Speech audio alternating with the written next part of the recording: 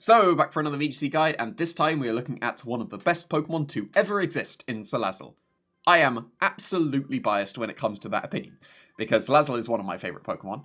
I am one of the few people to bring it to a World Championships, let alone twice. I brought it to the 2018 and 2019 World Championships. I got an undefeated Day 2 Swiss run in the Day 2 of 2019, and came 9th in the world with Salazzle. So I'm so biased when it comes to how good Salazzle is. So yeah, it's not quite an S+, unfortunately, but I think I'm entirely justified in saying that it is an A ranking, for sure.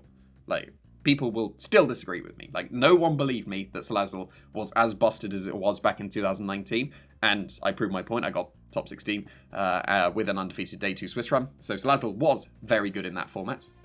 It's going to be very good in this format, and people are still not going to believe me.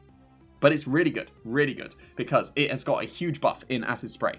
It did not get Acid Spray in previous generations. Now it's got that. It did have Fake Tears. Fake Tears is great. Does exactly the same thing as Acid Spray. Two big things for Acid Spray over Fake Tears, though, on this Salazzle.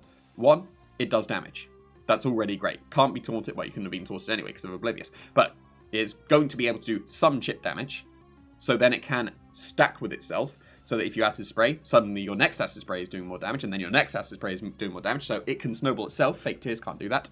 Also, it's a stab move, so it's doing extra damage. So it's perfect. It's amazing. And Salazzle is fast enough to absolutely make use of the Acid Spray. It's a very, very nice buff for Salazzle. I'm welcoming it a lot. I don't think you need Sludge Bomb in the slightest on Salazzle anymore. Now that Acid Spray is available, I would, in almost every situation, run Acid Spray over Sludge Bomb. Because your main source of damage would be Overheat. That's noticeably stronger than Sludge Bomb. And then if you're going for not Overheat as an extra way of damaging, you might as well get the extra support from Acid Spray instead of Sludge Bomb. So yeah, that's huge for Salazzle, I think, in my opinion. So I would always have Overheat and Fake Out, in my opinion. I think you do need Overheat to be able to do the significant damage. You can run Heat Wave and Flamethrower. I'll get to that on other movesets in a sec, but I do think that Overheat is necessary, especially on this moveset. So obviously you can just go with Focus Sash and go with that. Like, that's fine. Perfectly viable. But I'm trying to get a little bit fancy here because I can. So, Overheat is mandatory on this moveset because of a Jetpack. The point is that you have a pivoting move. We've seen it before on like Incineroar, where it would just go for Fake Out and U-turn / Parting Shot. That can pivot. So can Salazzle. Salazzle can do it as well, but even stronger. So U-turn does a tiny bit of chip damage. Parting Shot does some supporting, which is fine.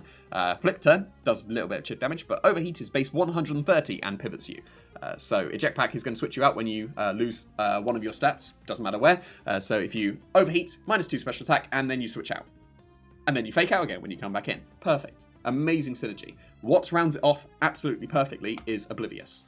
You don't actually care about the attack drop from the Intimidate. You care that you can't be intimidated, so Intimidate cannot activate your Eject Pack. Like, that's amazing. You get to choose when your Eject Pack activates, unless they go for Icy Wind or anything like that, you know. But Intimidate cannot activate the Eject Pack, which is huge. Like, that, just the synergy of that coming together is amazing. Because then you get to pair it with Fake Out. And then you pivot out, Fake Out, come back in. Brilliant. Absolutely brilliant. So, the speed outspeeds a Maushold. You don't particularly need to go faster than that. So just outspeeds Maushold. As you've got a Jetpack, you need to run some bulk to actually not be KO to literally everything, because its bulk is not actually that great. So what I've done here is I've tried to maximize the chance of a Dragonite normal type Terrid Choice Band Extreme Speed KO in this Salazzle. With this one, I think it's a 37% chance to KO. So I didn't want to go too much higher with that, because then I'd be losing HP, which means I lose special bulk as well. So with this much bulk, you can take a hit, like a reasonably neutral hit. So obviously the super effective ones and all that will definitely KO you, but most neutral hits you'll be able to survive, so you won't need the Focus Sash as much in that regard.